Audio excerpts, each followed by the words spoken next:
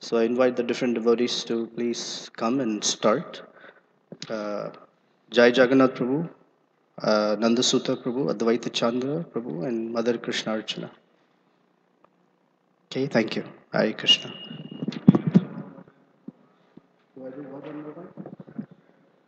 Can I read the abstract one more time? How about I give you a printout and you read it? Okay.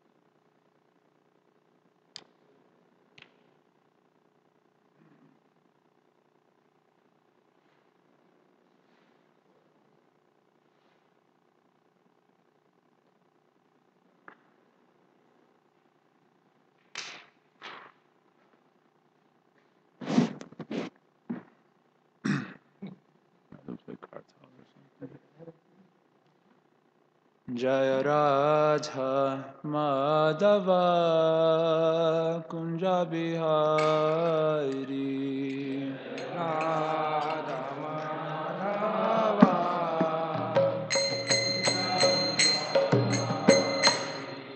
Jaya Gopi Janavalabha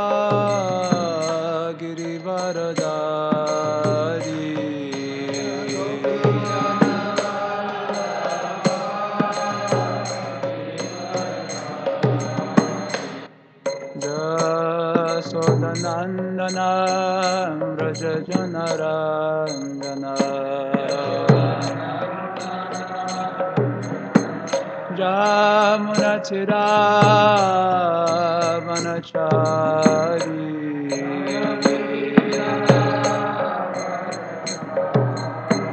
Jaya Radha Madhava Kunja Bihari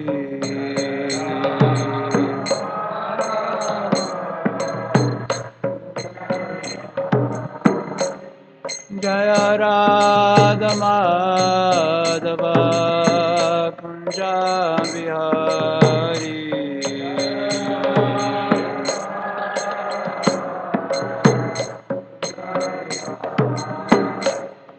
Jaya Gopi Janavalabha Girivaradari Gopi Janavalabha Jaya Gopi Janavalabha Girivaradari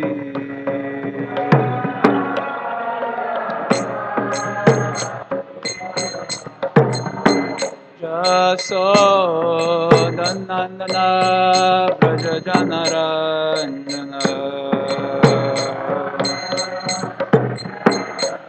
Jasodanandana Vraja Janarandana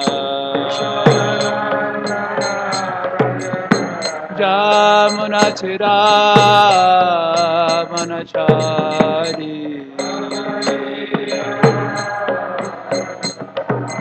Jamunachira Vanachari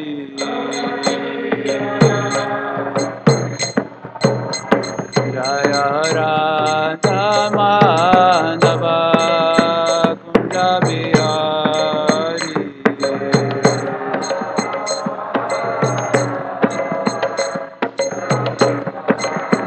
Jaya Radha Madhava Kunja Bihari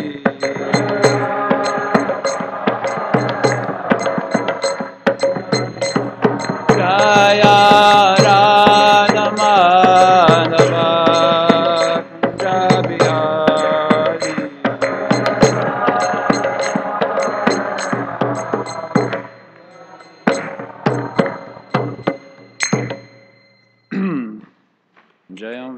Prabhupada Pranam Saparivrajacharya Shaturashatushi Shimar His Divine Grace Sesi Bhaktivedanta Swami Prabhupada Ki Jai Raja Granta Shima Bhavatam Ki Gaur Premendi All glories to the Summon devotees, all glories to Shri Shri Guru and Gauranga.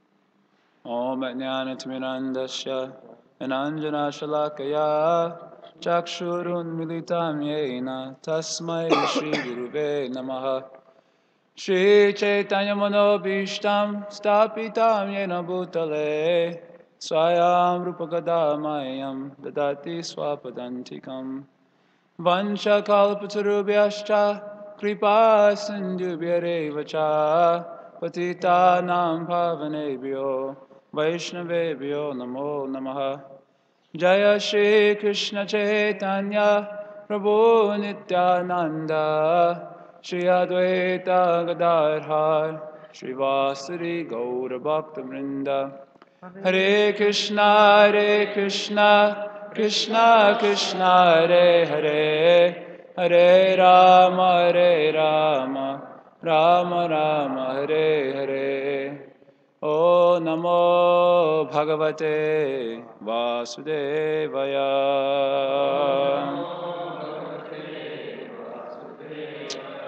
O Namo Bhagavate Vasudevaya.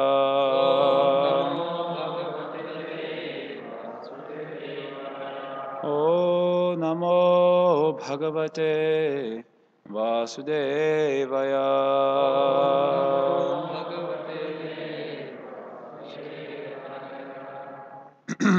Hare Krishna.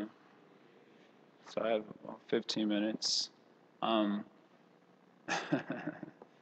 express a perhaps somewhat complex topic in a short sort of way, succinct way.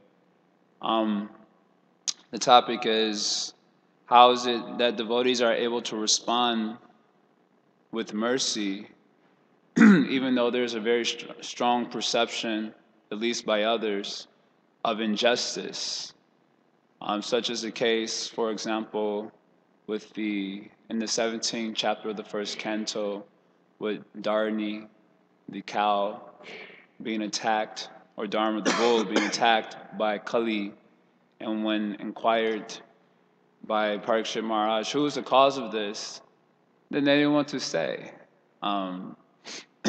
Although there's an obviously clear injustice going on, Dharma, the bull, responds, who can say who's really the cause of these things? And then he goes into a very deep philosophical discussion.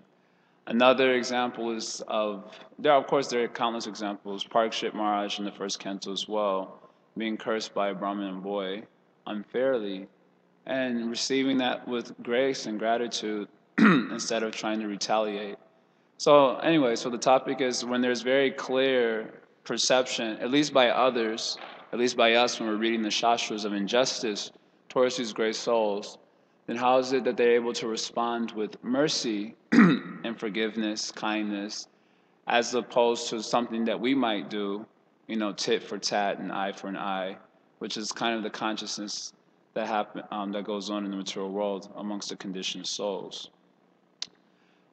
So what I think of this topic, the first thing that comes to my mind is actually the description of the Bhav Bhakta described in Nectar of Devotion.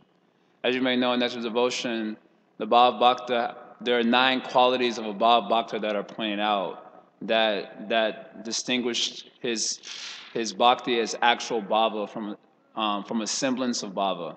Rupa Goswami goes into a discussion of how someone may imitate some of the external symptoms of a Bhav Bhakta, such as crying, rolling on the ground, etc. If you go to Vrindavan, this is quite a daily scene amongst the Indians, where someone will just start screaming all of a sudden in the kirtan. You hear some girl or some man just start screaming. Everyone will turn to that person and surround them. They'll start rolling on the ground and crying. and then what do they call them? Chokidars? The guards. They just pick them up and escort them out. So sometimes someone may try to imitate these sort of emotional symptoms of a very advanced devotee. So Rupa Goswami wants us to understand that those emotions are not just cosmetic, but coming from a much deeper place, coming from the influence of the devotional potency within that Bhav Bhakta. So he describes 9 qualities of the Bhav Bhakta, qualities which are practically impossible to imitate. And the first of those qualities is kshantir, which means tolerance, and it also means forgiveness. Prabhupada is translated in some places forgiveness. Kshantir is the first quality. There are other qualities that really can be imitated, like avyakta kalatvam, not wasting even a moment of time, can't be imitated. Manya shunyata, prideless, can't be imitated. So there are many qualities, namagata sadaruchi, an intense thirst for chanting Hari Nam and hearing Hari Katha, that certainly can't be imitated. And the Bhagavatam is evidence of that. So there are certain qualities of the Bhava Bhakta which absolutely cannot be imitated. And one of these qualities is kshantir, actually, also. Tolerance or forgiveness is defined by Rupa Goswami as even when there's a provoking situation, one is unprovoked. This is the quality of a Bhava Bhakta. And so we're trying to understand how is it the case. In the case of a Bhav Bhakta, of course, this is the natural emotional response towards life. Because in the stage of Bhav Bhakti, one is situated on a platform of emotion. And the actions that are undertaken, even externally, they're coming from a deep emotional atmosphere, internal atmosphere. So spiritual life in the realm of bhakti is an emotional one, but in the conditioned stage, those emotions are contaminated by anarthas, and so those emotions tend to take us away from Krishna. In other words, someone will do something that we think is wrong, and we respond emotionally, and those emotions tend to take us further and further away from Krishna, because we feel, how could Krishna allow this? How could he do this to me? And so those emotions tend to remove us away from Krishna. Whereas the Bhav Bhakta, when he deals with the same circumstances, his response is also an emotional one, but his emotions draw him closer and closer to Krishna. This is the unique thing about devotional service, is that externally it can look exactly like anything else going on, but the result is different.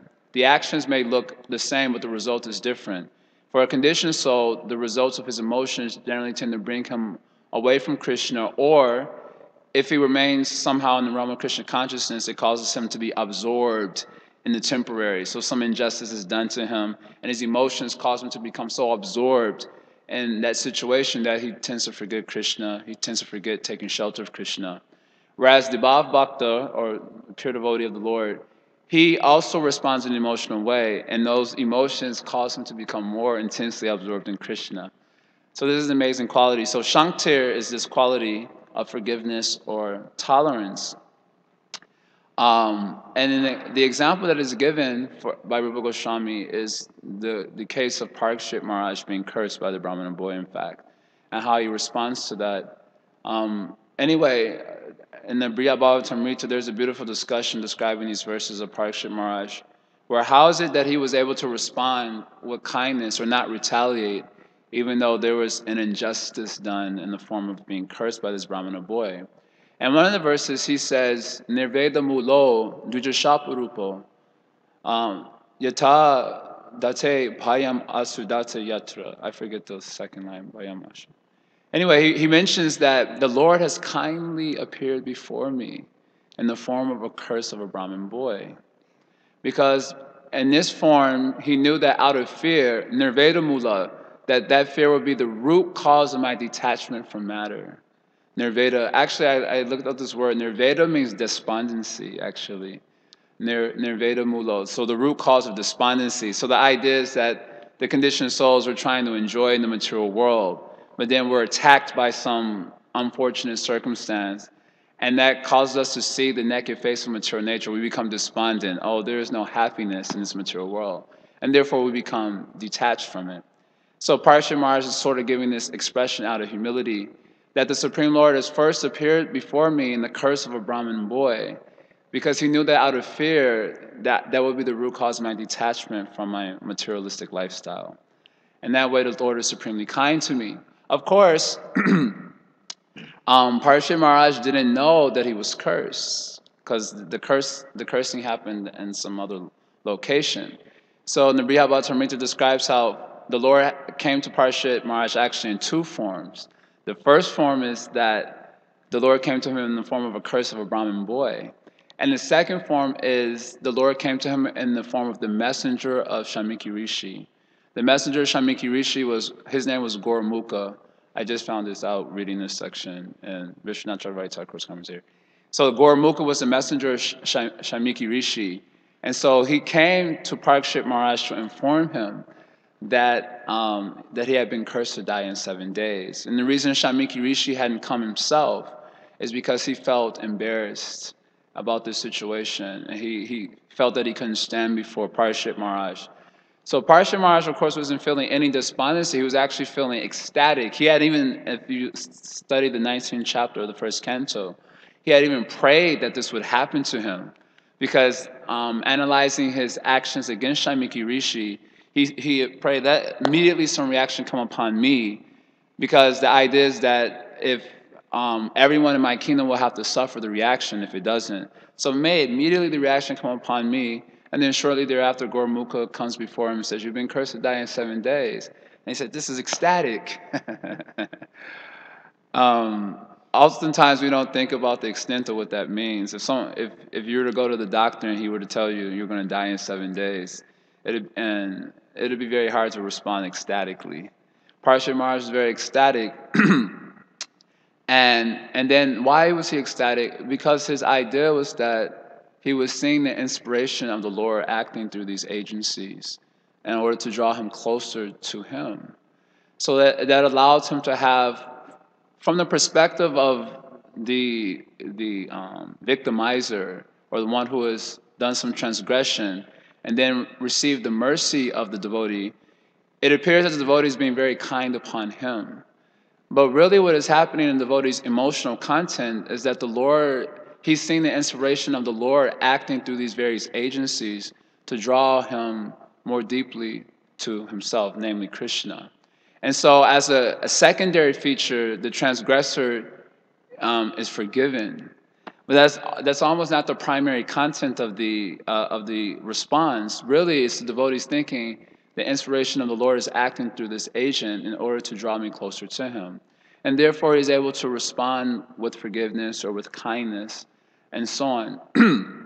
Parashit Maharaj is one of my favorite cases of this example, where he says, "The Lord has come before me first, that's the curse of the Brahmin boy, to make me detached from matter.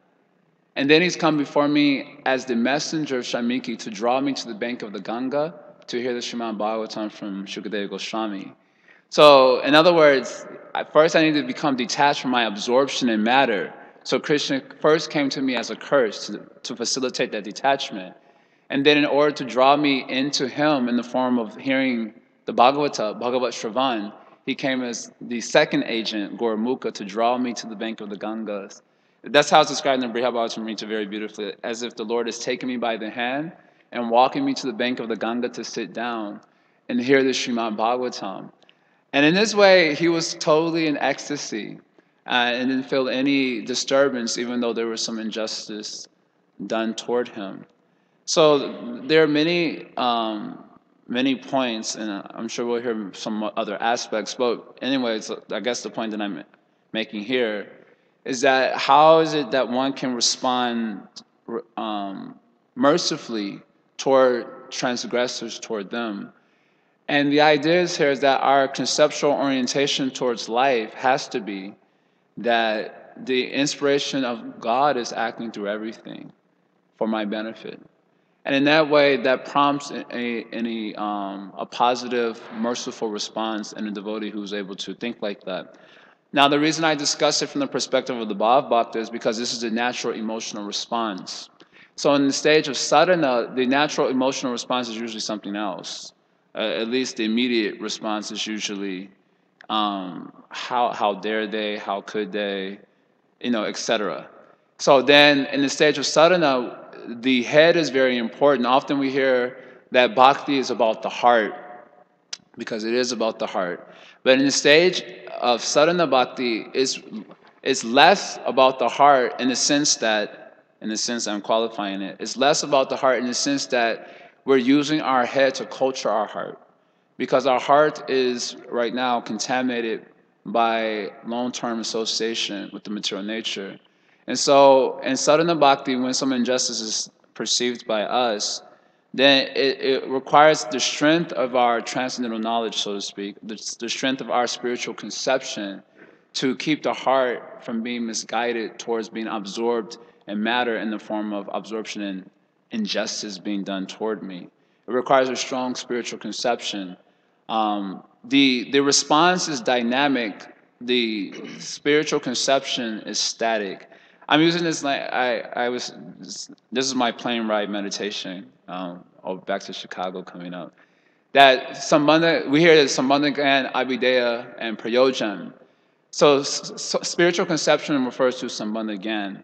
And Sambandha Gyan is static in the sense that it doesn't move. Sambandha Gyan doesn't change, it's eternal truth. It doesn't move. But in Abhideya, there's movement, right? According to your spiritual conception, you do something, or your conception of life in general. So spiritual conception is static in that it doesn't move, but it forms the ground for which there is movement.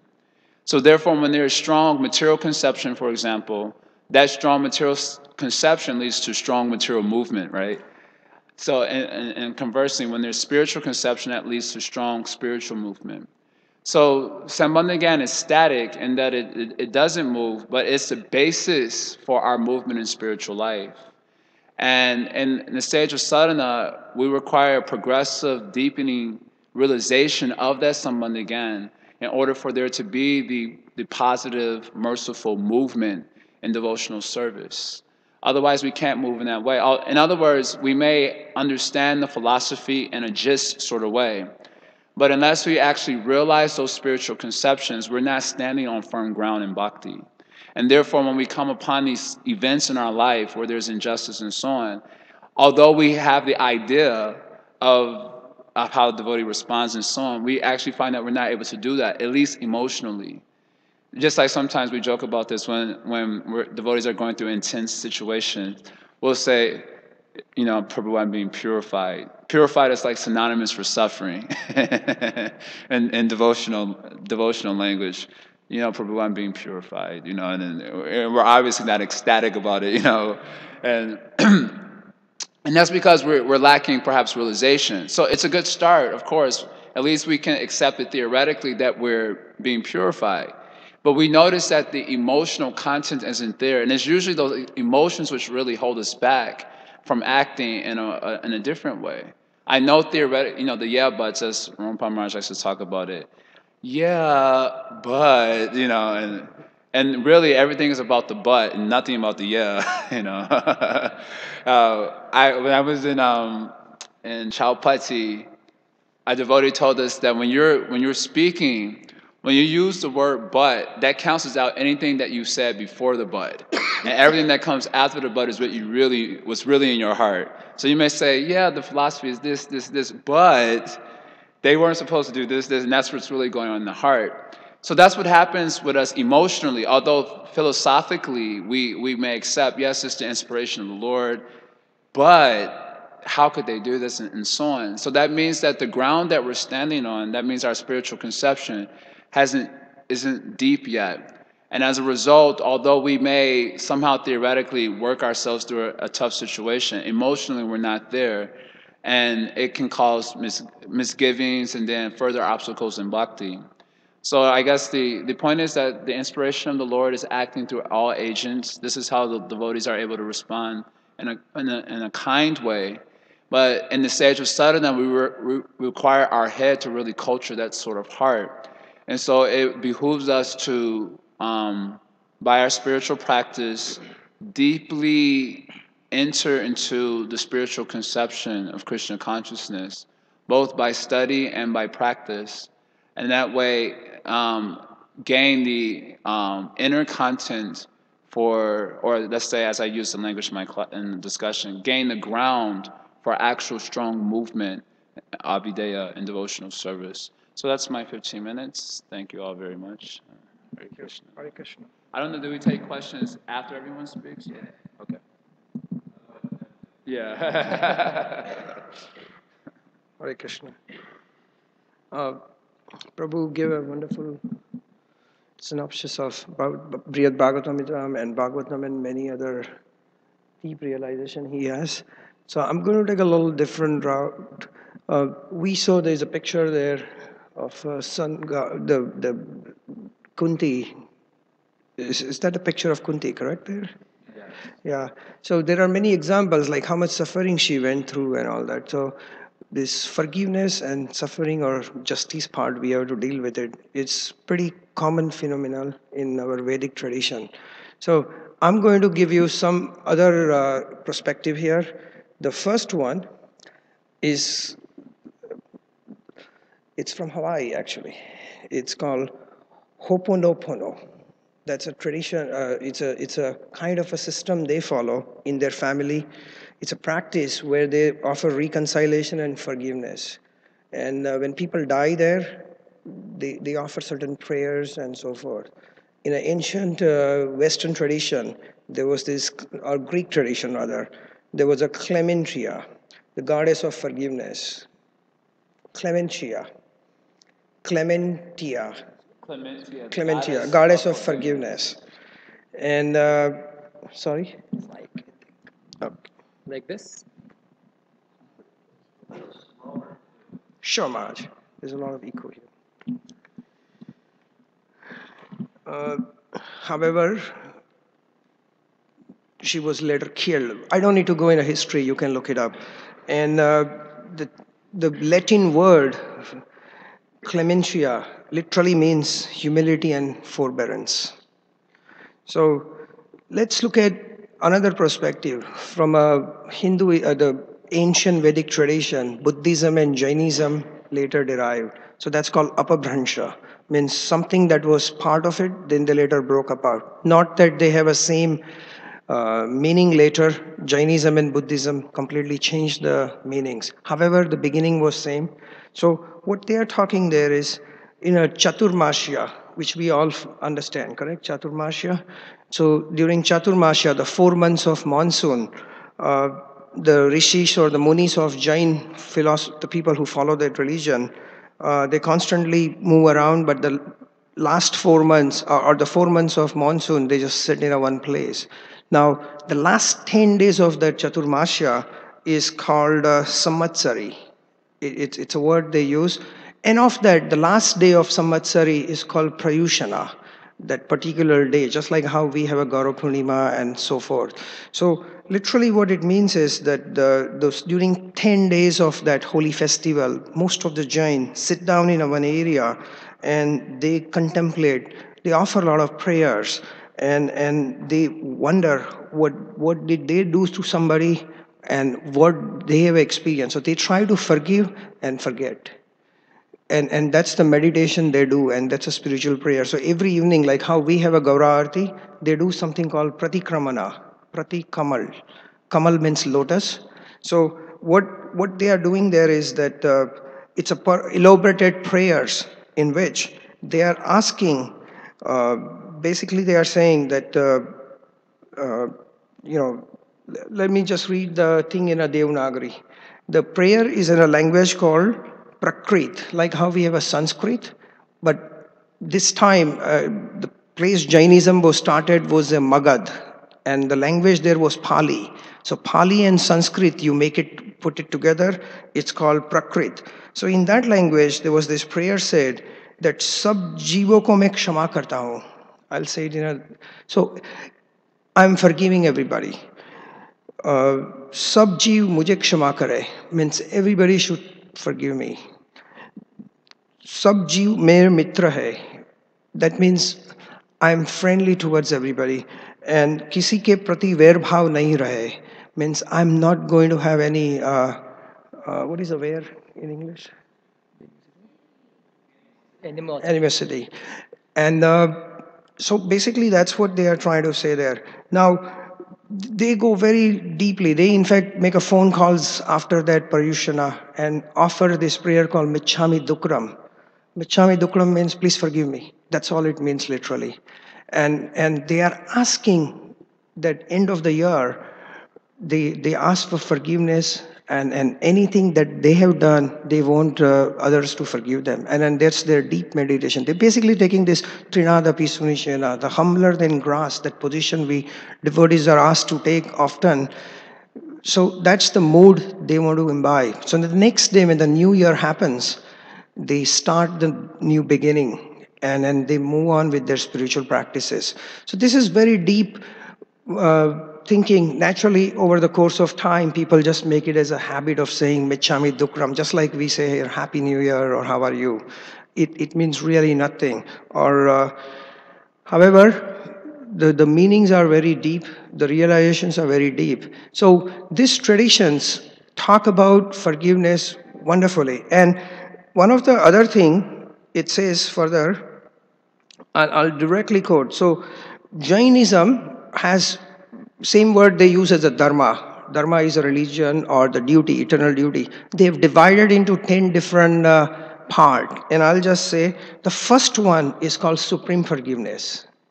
That is such a critical, supreme forgiveness. The second division, the second characteristic is a humility. Third is a straightforwardness. Just like in a Bhagavad Gita, chapter 13, 8 to 12, Krishna is saying straight away that process of knowledge or ajavanam. So we should not have duplicit behavior and so forth. Then truthfulness, purity, self-restraint, penance, renunciation, the non-enviousness, and the last one saying self-control. So these qualities encompasses part of their duties or dharma. So it's pretty simple, similar to what we have in a Bhagavad Gita, like chapter 16, verse 1 to 3, when we see all the qualities of, the devotees. It's pretty much talks about the same thing. Or chapter 12, verse 13 and 14, all the various qualities we see, it's very similar. So I'll end Jainism explanation with this direct quote from Lord Mahavir, who is the God according to them, is the Lord, just like Christians have Jesus Christ. He says in their Uttarana Dhanya Sutra, by practicing prayaschitta or repentance, a soul gets rid of sins and commits no transgressions. And he who collectively practices prayaschitta gains the road and reward of the road. He wins the reward of good conduct. By begging forgiveness, he obtains happiness of mind. Thereby he acquires a kind disposition towards all kinds of living beings. By this kind disposition, he obtains purity of character and freedom from fear. Masucha, Krishna says. So this is very profound explanation given by him about forgiveness. And word Shama in a Sanskrit, what we say for forgiveness, generally means kripa. Kripa means, what is English for kripa? Mercy. Then daya, kindness, and then karuna, compassion. So forgiveness encompasses these three other qualities. And on theological basis, we can say that forgiveness is a Vedic system in which person who does not forgive keeps something in his mind. There is a monkey on a shoulder or back, we say. And we keep carrying that negative thought and so forth. All those issues are in our mind, So idea is to forget or let go that anger and let go those non-dissolved issues with the person. So there are two types. The point that we can do it two way actually. The Vedic system also has an option of mediation or some kind of like if I have a problem with you, then we can discuss and come up with some kind of parameters or condition of behavior, or saying I will not do this, you won't do this, or we won't act with each other in this way. So that's a condition we can put. But forgiveness is a little bit different. Forgiveness is that, it's a one way where we just let go. We are not worried about, what one may think. In some cases, we are just going to not ask anything in a return. Okay, that's the point. Now,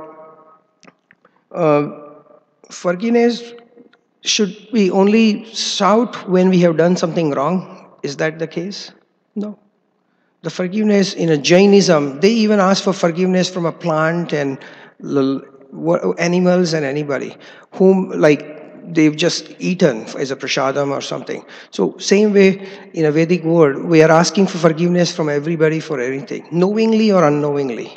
That's the word, correct?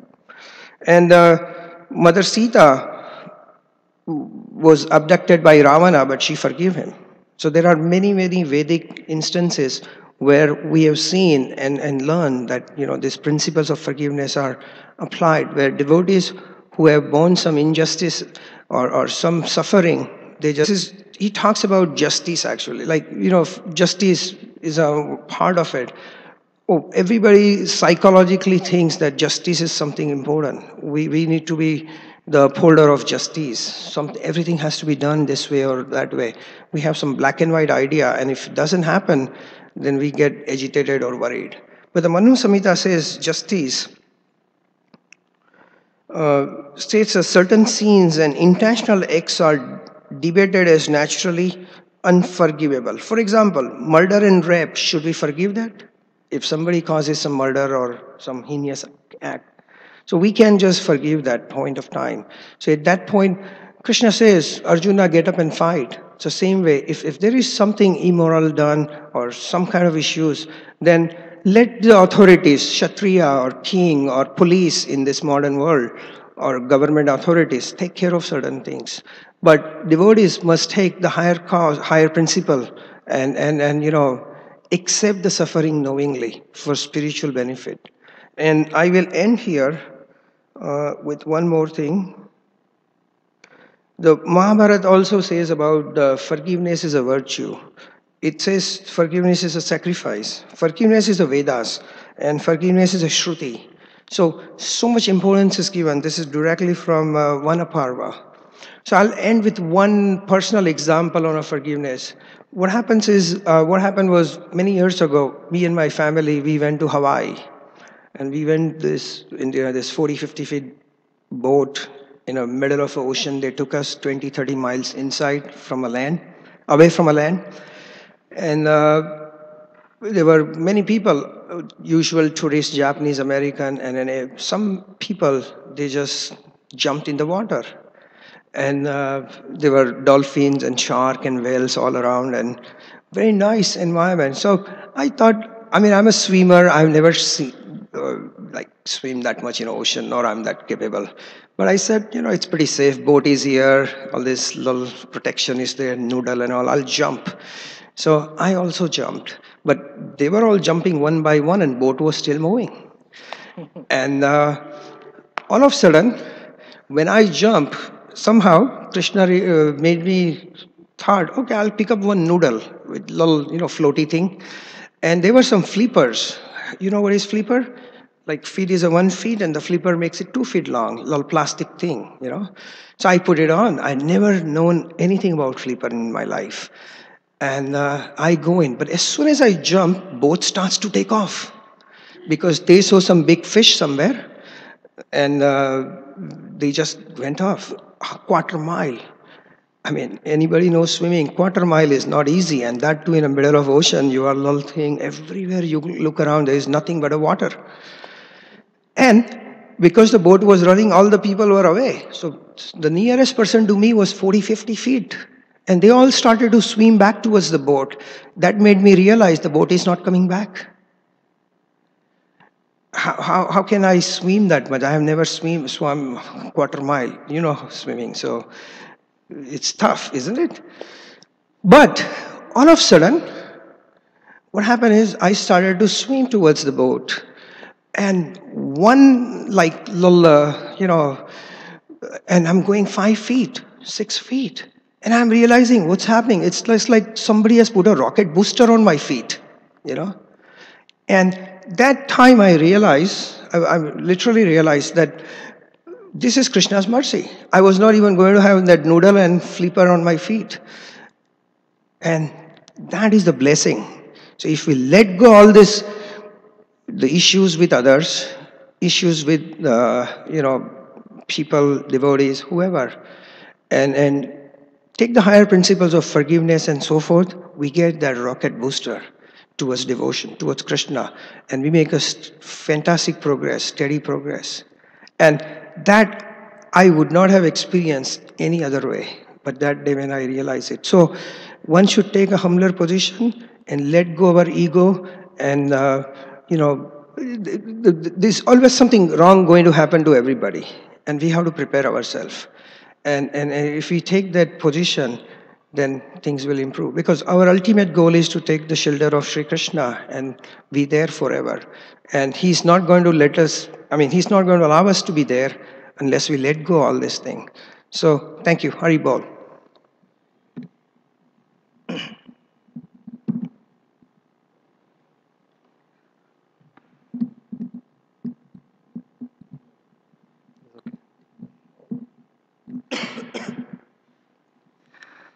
Hare Krishna. Vancha kalpatarubhyasya kripa sindhuve vacha patitanam pavanebhyo vaishnavebhyo namo namo. So this is a prayer which we offer in front of all the devotees after the morning program. So I heard from His Grace Burijan Prabhu that at this point of time you should ask for forgiveness for whatever offenses you have done knowingly or unknowingly. So this I heard like many years back, and this has been my meditation whenever I try to offer this prayer. So this is practical forgiveness. So I'm going to talk about practical forgiveness. In Seattle, we had a seminar given by His Grace Mahatma Prabhu a couple of months back. And he stressed on one thing. Unfortunately, I didn't attend those classes because of my work pressure. But one thing I heard when I was hearing the recording, and recording was not done fully, so it was like only for 15-20 minutes. So I didn't really attend the class. But that part of that recording, he initially stressed that we learn about these things, but we also need to practice it and make this as a part of our life. So I was meditating on that what should I do myself so that gradually I can,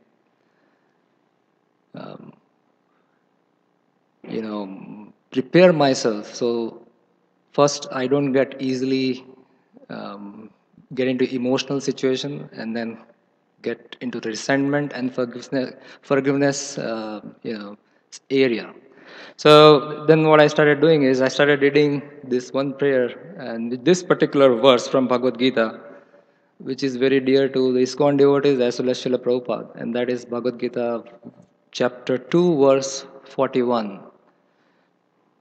Please recite with me.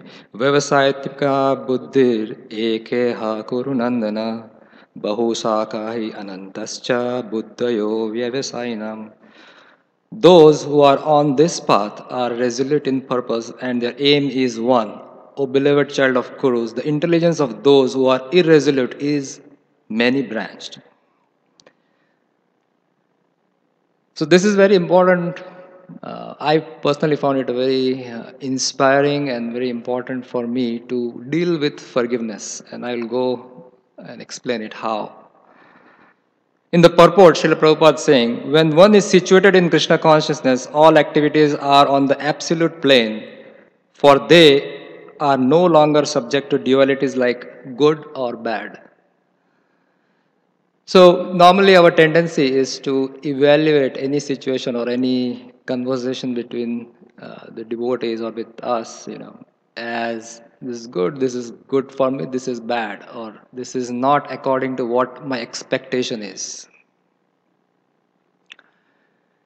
So this particular thing, this verse is pointing that one who has situated, or as this is my understanding, as one who has situated himself in the platform of Krishna consciousness, and whose goal is very clear, then he is not really or bothered by small things, which will for sure will happen when we are dealing with the devotees. So, in the another part of the purport, Srila Prabhupada further says that as such, to be well versed in Krishna consciousness, one has to act firmly and obey the representative of Krishna, and one should accept the instruction of the bona fide spiritual master as one's mission in life.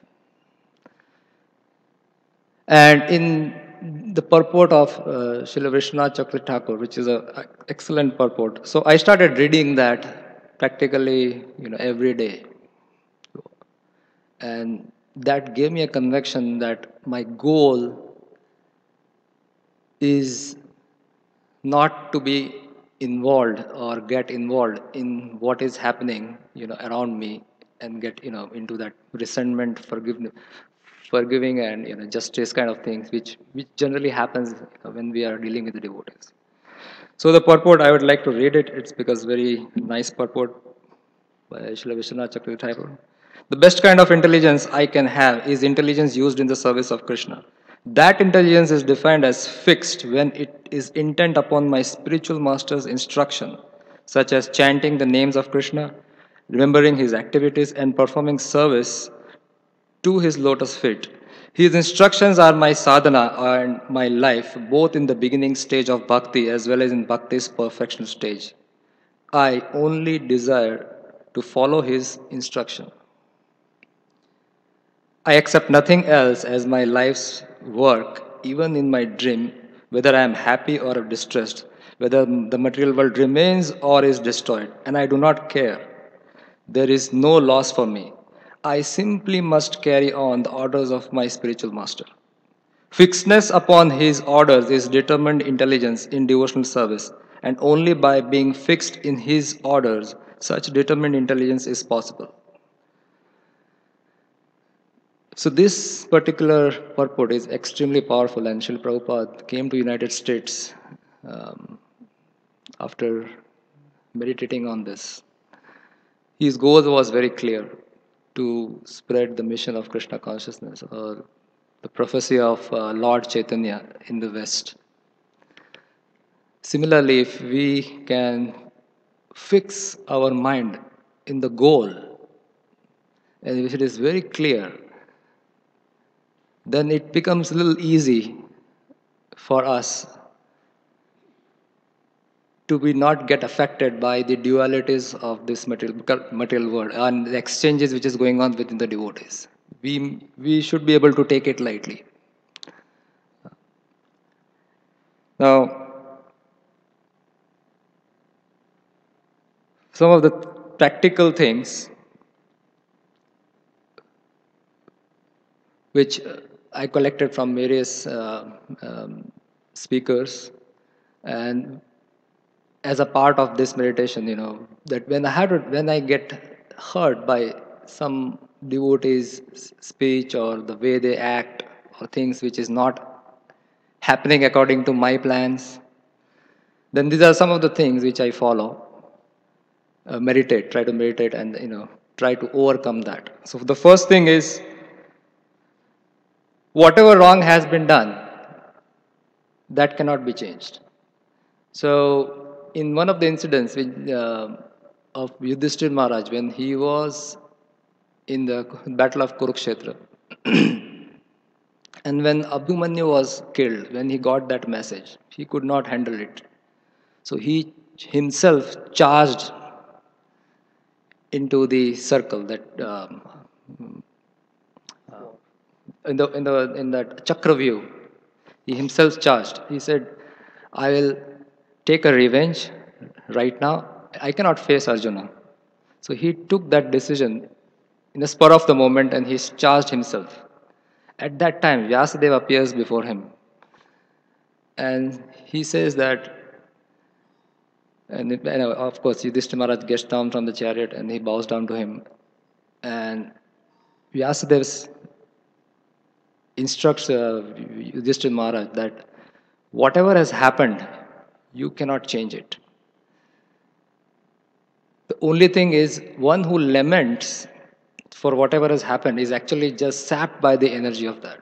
And he cannot think clearly. So you must think clearly what has happened. This is Lord's plan. So try to be an instrument in the Lord's plan. So this is the instruction. This is a very, very beautiful instruction, and we must inculcate these things in our day-to-day transaction. That some things which may be happening is not based on what I am planning to make it happen, but it could be Lord's bigger part of our Lord's bigger plan.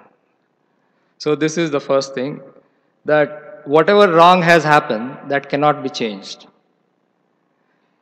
So being resentment about or going through that resentment thing will really not help, and it will gradually show up in our thoughts and our words and in action. Or sometimes we may artificially try to suppress it or show it as an anger, but that will still not help us.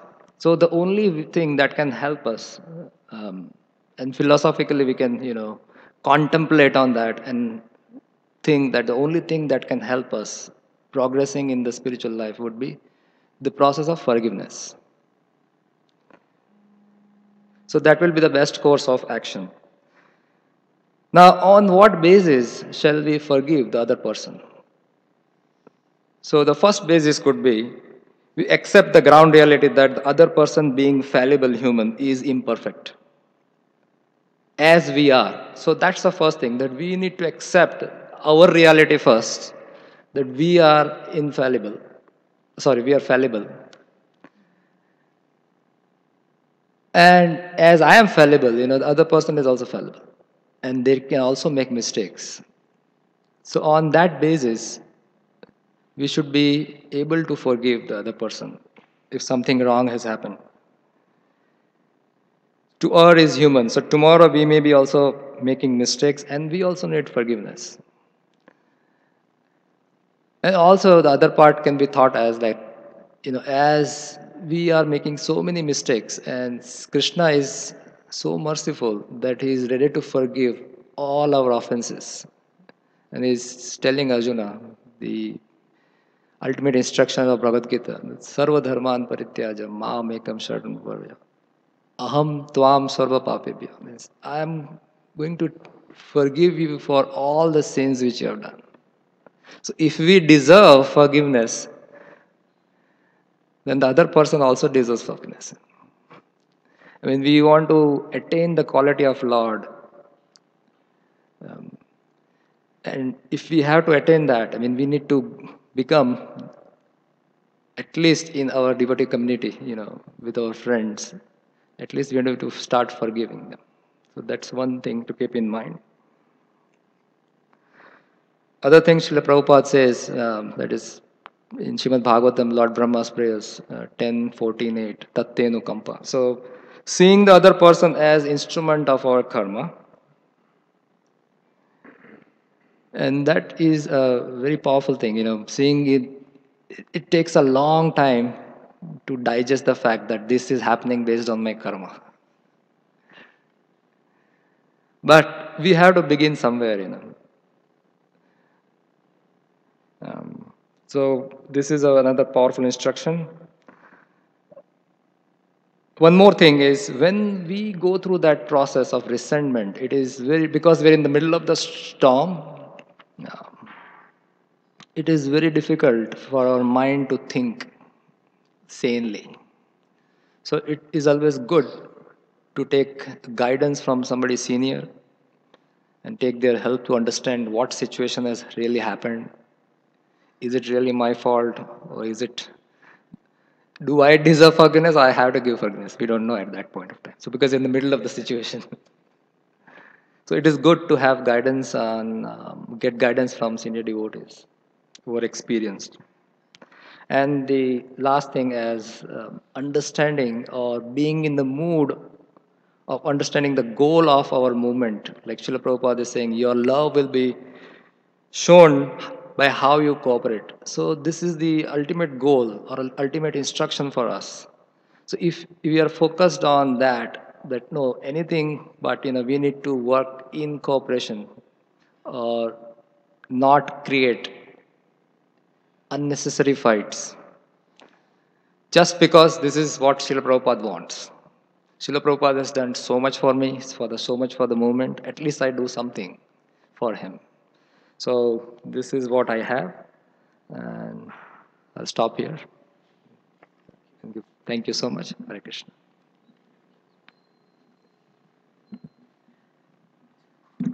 Hare Krishna.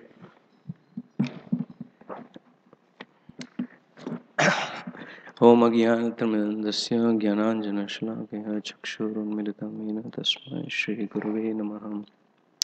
First of all, I want to thank Srila Rampad Swami Maharaj for giving me this opportunity. It's a fascinating topic. I actually complained to him about the time. It's 15 minutes is too short. But he said take it as a challenge. It's like a mini TED presentation, so I'm going to try my best.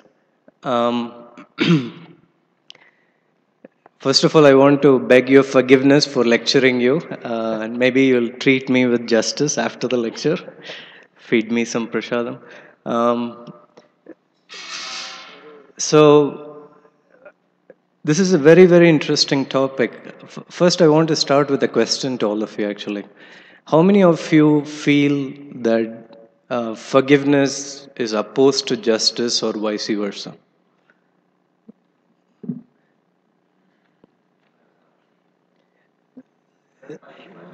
So, are they like opposite sides of the same coin, right? Can justice be there when forgiveness also there, or is it, or can only one of them exist? Okay, it's more like a spectrum. Okay, more like a continuum. Okay.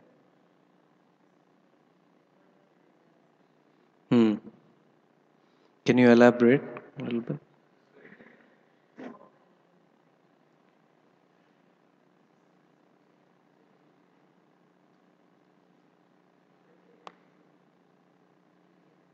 Okay, okay.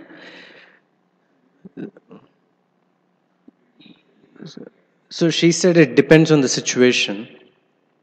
And I didn't go into detail there for the, in the interest of time. Maybe during question answer we can get it. So I think it also depends on the definition of what is justice, what is forgiveness, and also how someone perceives, these two things. For example, if justice is seen as resentment or revenge for an act that someone committed, then it could be opposed to forgiveness. But if justice is seen as in service to God, in service to Krishna, setting things right or setting things in order again, because injustice kind of creates disorder. So setting that order again, then it can, complement forgiveness. Now, while trying to research before this talk, I came across this very nice article by Pope John Paul II. So he was 2 popes before the current one. So he wrote an article after the September 11 terrorist attacks. So he titled it, "No Peace Without Justice, No Justice Without Forgiveness." And in one of the subtitles, under one of the subtitles, he calls it Peace, the Work of Justice and Love, or Bhakti. So it's right in line with the topic. So I want to just read a quote which I very much liked. So he says, "True peace, therefore, is the fruit of justice, that moral virtue and legal guarantee which ensures full respect for rights and responsibilities, and the just distribution of benefits and burdens, But because human justice is always fragile and imperfect, subject as it is to the limitations and egoism of individuals and groups, it must include and, as it were, be completed by the forgiveness which heals and rebuilds troubled human relations from their foundations. Forgiveness is in no way opposed. This is true in circumstances great and small, at the personal level or on a wider, even international scale. Forgiveness is in no way opposed to justice, as if to forgive meant to overlook the need to right the wrong done. It is rather the fullness of justice, leading to that tranquility of order,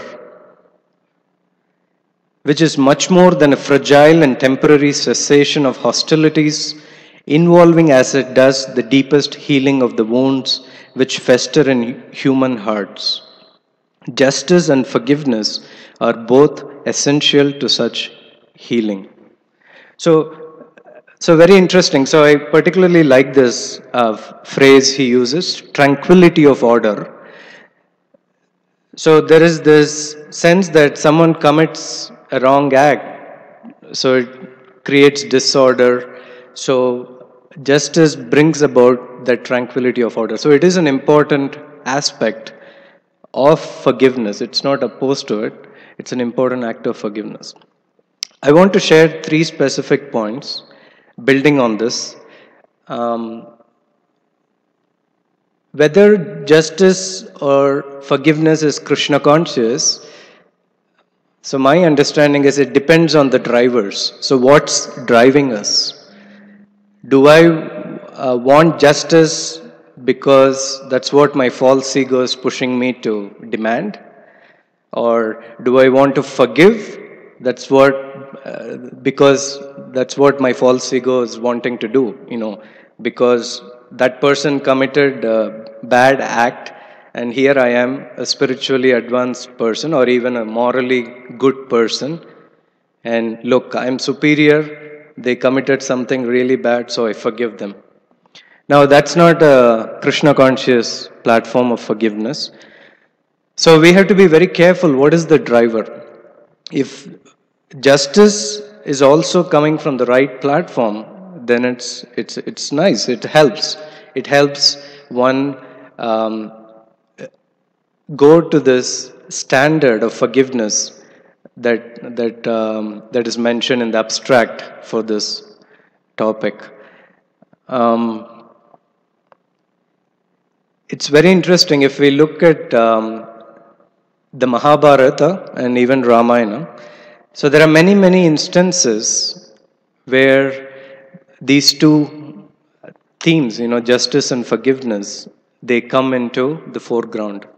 So for example, the famous incident of Mother Draupadi being disrobed in the open assembly of the Kurus, right?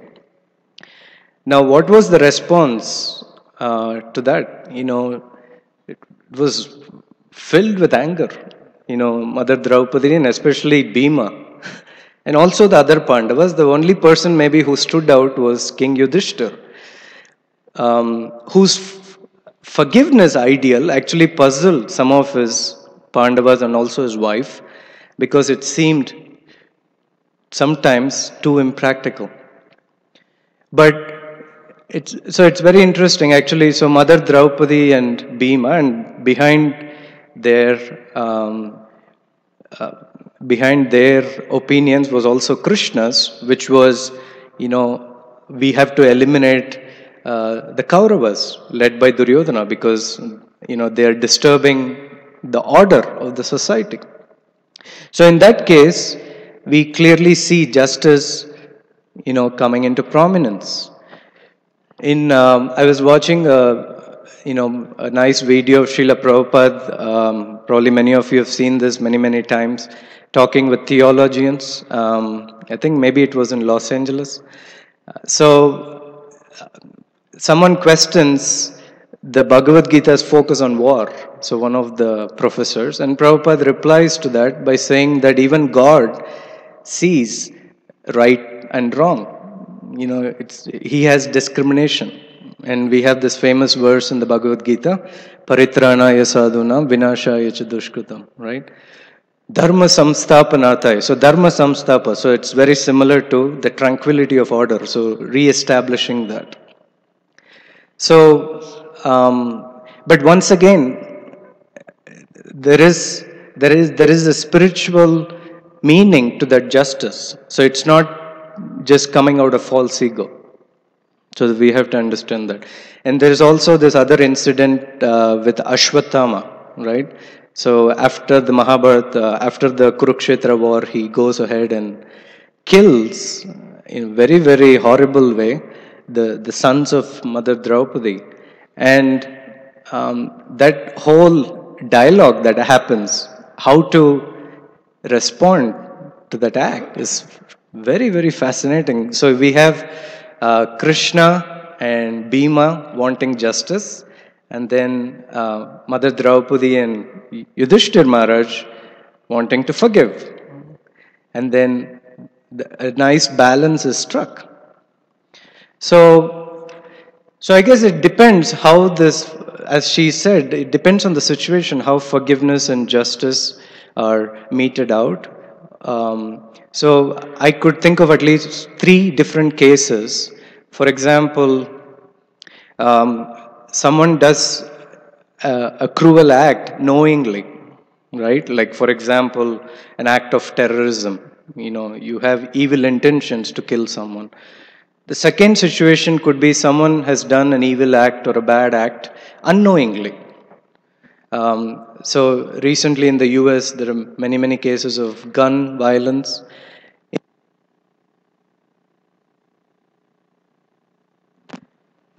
At least in some of these cases, the person does something bad because they're either mentally not mentally ill, or they are a juvenile.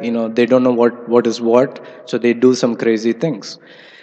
Then for us, the third case for us is more relevant, which is what the other speakers also talked about, that this forgiveness and justice in the context of relationships. So there it's very interesting, because there is a lot of subjective sense of right or wrong. There is skewed notions. We think that something is right, but then the other person has a different notion. So there, how does this apply, this resetting the tranquility of order? So here maybe we can invoke the very nice instruction that Srila Bhaktisiddhanta Saraswati Thakur gave, right? Reform or reform yourself. So essentially, he's talking about, if you want to try to forgive, because there is also evilness within your heart. It's not just out there. So first start there. First set things right in your own heart. So there is this combination of forgiveness and justice. That instruction has both. But it's not necessarily justice in response to someone else's act. It's actually justice within our heart, like setting things correct. For example, the subjective notion of right or wrong, is that notion correct? Am I holding the right understanding? Am I holding the right notion? So we have to rectify that. So when we do that, we grow spiritually, and then we also come to this higher platform of forgiveness. So when there is this internal justice, when we engage in that, when we are able to look at our own sense of right or wrong, and with courage able to rectify that, then we can gradually come to this platform of higher ideal of forgiveness. I forgot the third point I wanted to make, but maybe in the interest of time, I would like to stop there and take any questions after Mother Krishna. Thank you very much.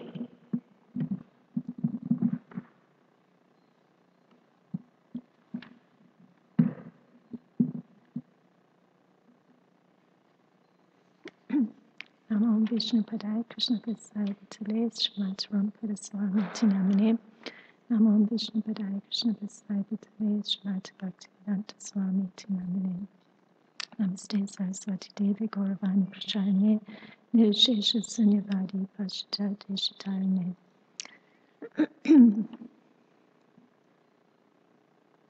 So, the topic of justice versus bhakti in the purview of Vaishnava relationships and forgiveness is the broad area we're looking at here and that everybody's kindly been covering. I thought to speak a little bit from a verse that Srila Bhaktivinoda Thakur has written in his Sri Krishna Samhita. It's Stula Buddhi Svarupoyam Garadabo Denu Kashuraha Nasto Bud Baladevena Sada Jivena Durmatihi. So Denakasura, who personifies the ass of blunt judgment, was killed by Baladev, the transcendental reservoir of all living entities. So Denakasura is described as having blunt judgment. That means that he was slow to perceive or understand the consequence of his decision to prevent anyone from eating the delicious fruit that was in the Tala forest. So the consequence of his particular action and his particular judgment was that Krishna's young cowherd friends, they protested against this unjust usurpation of the right to enjoy the fruits of a public forest, and very rightfully so. And one can read that in the Srimad Bhagavatam purport in the 10th chapter in the 15th verse. So the demon Denakasura, he'd actually eaten many persons alive, and therefore all people and all animals were terrified of going to the Talavana forest. So there's even mention that even the birds flying, so they're not directly in the forest, but they're flying, they're also equally terrified. So, so this decision of Denakasura to guard all the fruits, so of course many fruits had already fallen from the trees, the fruits were ripe, but he was determined to guard those fruits and prevent anybody from coming to that forest and taking those beautiful ripe fruits. So obviously his particular decision showed a certain dullness. So this dullness can be linked to a demoniac nature that's described by Krishna. So quoting from Bhagavad Gita, pride, arrogance, conceit, anger, harshness, and ignorance. So these qualities belong to those of a demoniac nature. That's from Bhagavad Gita 16.5. So Srila Prabhupada, he elaborates and he says that those with that kind of nature, they usually don't know what's to be done and what isn't to be done. So this ability to compare and decide things is severely compromised for somebody with that kind of nature. So Srila Prabhupada describes the demoniac nature as being one whereby the demoniac entity acts according to his own desires and doesn't recognize the authority of anybody. So we can understand by contrasting this with the bhakta, that the bhakta actually is recognizing authority. So the bhakta is actually doing what Krishna likes. So Narada Muni, he defines the particular liking of Lord Krishna. So he says, the Lord dislikes the proud, but is pleased with the humble. Very straightforward. The Lord dislikes the proud, but is pleased with the humble. And that's from Narada Bhakti Sutra, 27th Sutra. So Srila Prabhupada explains that the humility that Narada praises in the Bhakta isn't ordinary modesty, but rather it's humility in relationship with Lord Krishna. So that means that that humility comes to be seen in a surrendered soul. So the cowherd boys, they obviously are surrendered souls because they're shown humility before Krishna. And this is seen because there's a prominent symptom. They're firmly believing in Krishna's protection. And there's also that feeling of being exclusively dependent on the mercy of Lord Krishna for their maintenance. As they say, and this is, I think, illustrates this, "Oh Krishna, please get those fruits for us. Our minds are so attracted by the aroma. Dear Balaram, our desire to have those fruits is very great." So, they as surrendered souls show further symptoms of humility. And that means feeling meek or humble before Lord Krishna and Lord Balaram, because they say, if you think it's a good idea, let's go to that Tala forest. So, as Srila Prabhupada says, the boys had so much faith in Lord Krishna and Balaram that they took it for granted that the two lords would effortlessly kill the sinful ass demon and acquire the delicious Tala fruit. So, for such surrendered souls, the bhaktas, feeling humility before Lord Krishna and Balaram, justice for them was for Lord Krishna and Balaram to kill the demons, so that the pious inhabitants of Vrindavan could all actually enjoy the delicious fruit from the Tala forest. So again, showing symptoms of humility, that means that meekness and humbleness before Lord Krishna and Lord Balaram. They also indicated that Lord Krishna and Balaram need not kill the demons simply to satisfy them, but rather they should do so only if they themselves found the concept appealing. So I found this a very instructive pastime. At least being in an organizational structure, there's at least, I mean, this is very personal, but I have to speak it because it's easier to speak on something one has some understanding of.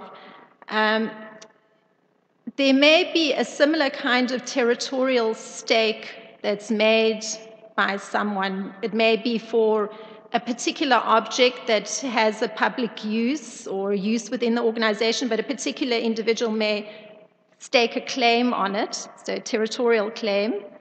Or another example may be that an individual working in one area of service has learned a behavior of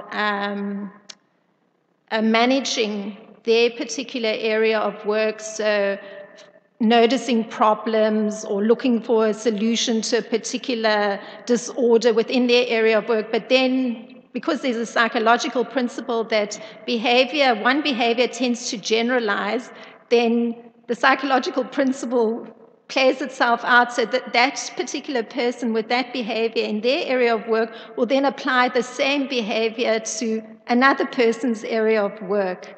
So it is infringing, in fact, on the right of somebody to perform their work in their area. So looking at that practical reality, what I've personally understood is that, drawing from this nice pastime, the resting on the strength of Krishna's protection is what actually creates that psychological space to then know how to actually deal with the out of place territorial claim or the out of place generalized behavior that's then infringing on the rights of others to work in their area of work. By drawing on that strength, one actually can keep the intelligence properly in place to then function, carefully and appropriately. So I wouldn't use the term justice because that's a little bit in Krishna's department, but at least in one's area of functioning, the necessity to hold on to that understanding that there's Krishna's protection, and also that any person, and there was a very nice, I didn't write it down, but a very nice verse where Lord Shiva's glorifying the Bhagavad Gita, and he mentions that anybody who's actually in that position of glorifying the Bhagavad Gita has their lives properly aligned. So if one understands that as well, then naturally one never even has to apply the remedy of forgiveness, because injury never happens. Injury.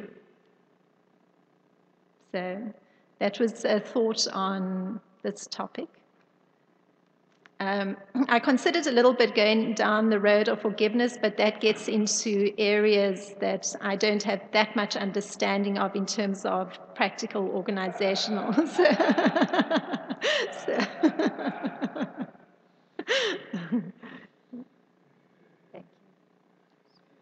Thank you.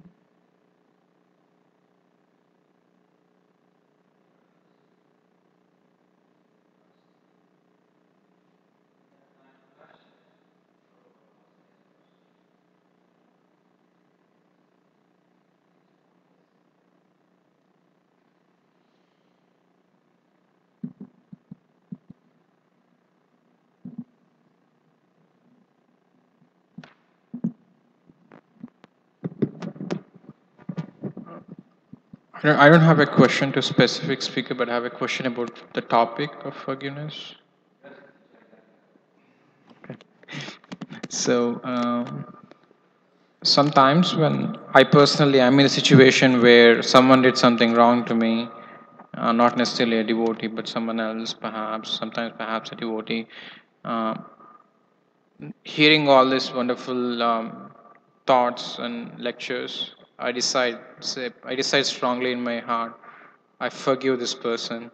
But after a couple of months, then I start brooding it over. So, um, of course, it's a reflection of my bad sadhana. I have to improve my chanting and improve my reading. But do you have any practical tips other than? No. Other than what you just said, I thought that was also the message of my particular expression of the topic, that forgiveness, like I said, I discussed forgiveness from the platform of the Bhav Bhakta because it's specifically mentioned there. Discuss forgiveness from perspective of the Bhav Bhakta because I meant to express that this ability to forgive in a way that is substantial and not just cosmetic, as what you just described, is kind of the fruit of sadhana. It's the fruit of a mind that's absorbed in Krishna consciousness. And so I even express it as it being somewhat of a secondary function in a devotee's mind, in that a very good example of this is Ambarish Maharaj, who was even shocked when the Ras Muni came back before, oh, why are you looking for forgiveness? He was like bewildered. And I remember when I first read that 10 years ago, I was like, why is he bewildered? We would feel that is the proper response. But in other words, as I described, that the devotee is seeing the inspiration of the Lord through these various agencies in this world, drawing him, the devotee, closer to the Lord.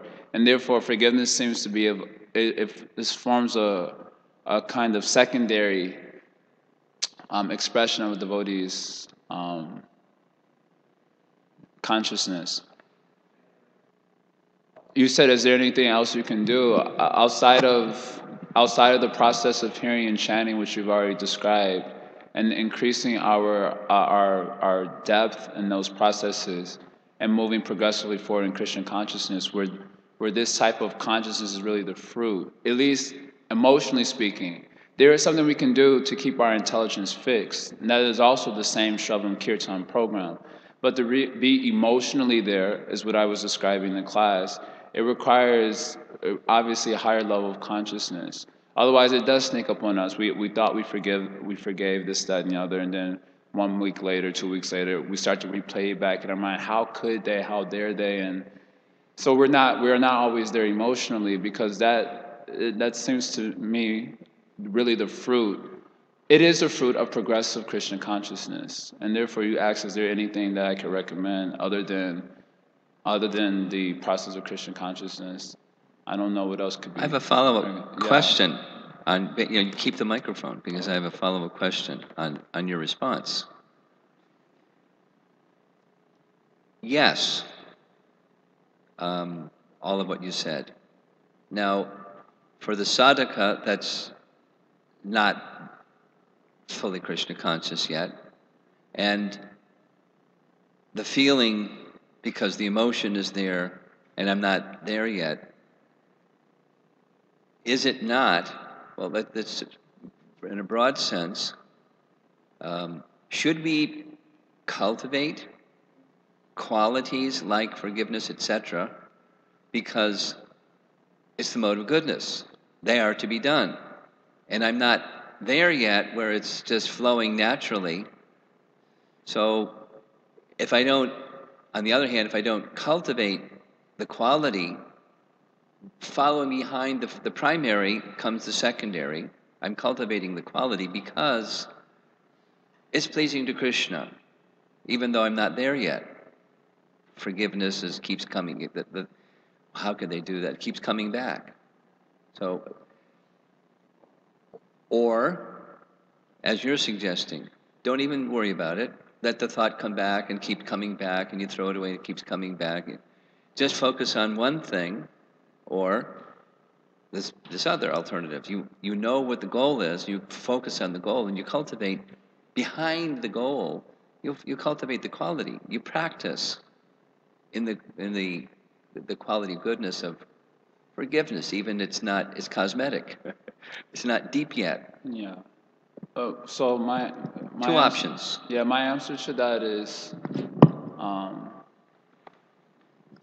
as you expressed it, Maharaj, seeing the cultivation of the quality as the injunction of the Lord, which is the platform of our practice in Krishna consciousness, then yes, we cultivate it in that sense, because the Lord likes us to respond in this particular way. And so seeing it with that consciousness is a devotional way of seeing it. It's progressive, although emotionally we may not be there. The head guarding the heart, exactly. So because it is the injunction of the Lord, that is the platform of the devotion that we practice at our stage. So we cultivate those things. The Lord likes me to respond in this way. So I'm responding in that way, although emotionally I'm not there yet. And I understand that I'm not there yet emotionally because my bhajan is not strong enough. It hasn't given me the fruit of that consciousness. So while following the injunction of the Lord, however cosmetic it may be, the necessity to deepen our absorption in Krishna bhajan to get the emotional content as well, which is really what's required for the beautiful expressions that we see in the Bhagavatam, ever so spontaneous and consistent.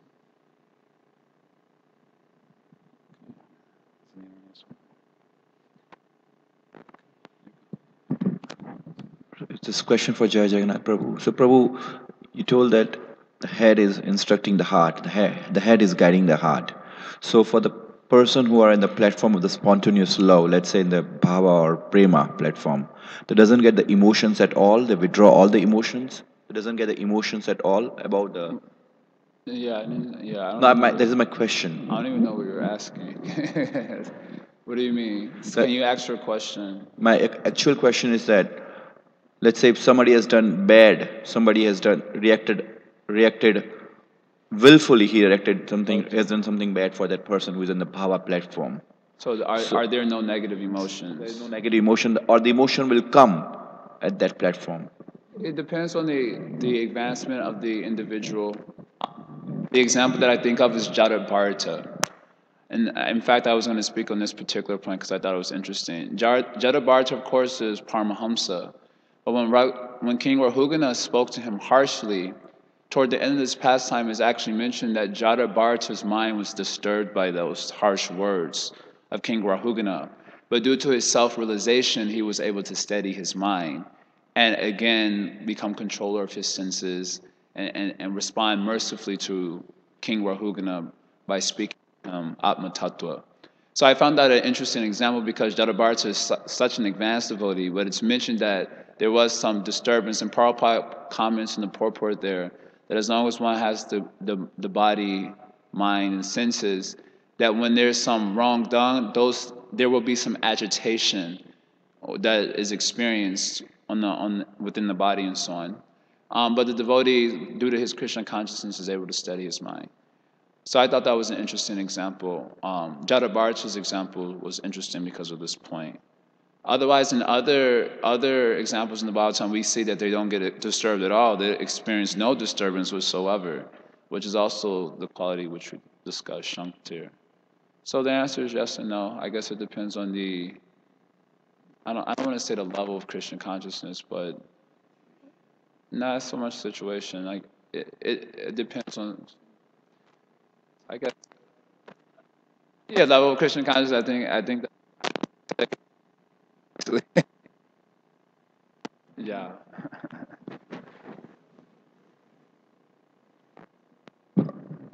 In another context, Bhaktivinoda Thakur's commentary on 1426, the Brahmabhuta stage, he explains Swarup Gata and Vastu Gata, which means there's a stage of perfection like Lord Brahma achieved, where he still had some affinity. In his case, creating a universe was his affinity, and others with other examples. And then there's another quality where there's no affinity.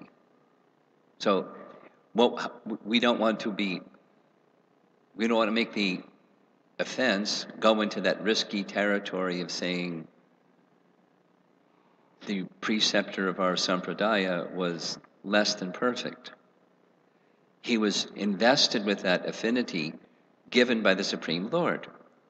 Otherwise, he could be in Goloka Vrindavan doing eternal activity. So it's not a matter, something like Brihad Bhagavatamrita description by Bhaktivinoda, by Sanatana Goswami, they're perfect, more perfect, most perfect.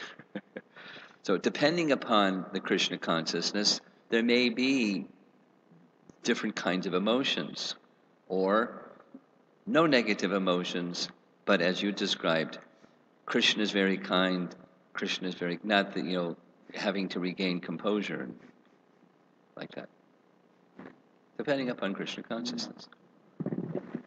That reminds me of a section of Bhakti Sundara that I had read earlier, where it's mentioned 3 types of Krishna conscious persons. One who has the spiritual body, one who has a material body but no material desires, and one who has a material body with some material desires, but they're fixed in Krishna consciousness. And the examples that are given are Narada Muni, Shukadeva Goswami, and Narada Muni in his previous life, of these 3 different types of persons. Narada Muni, of course, had a spiritual body. Shukadeva Goswami had a material body but no material desires. Whereas Narada Muni in his previous life, there was still some affinity for which Krishna says, you will not be able to see me again in this life.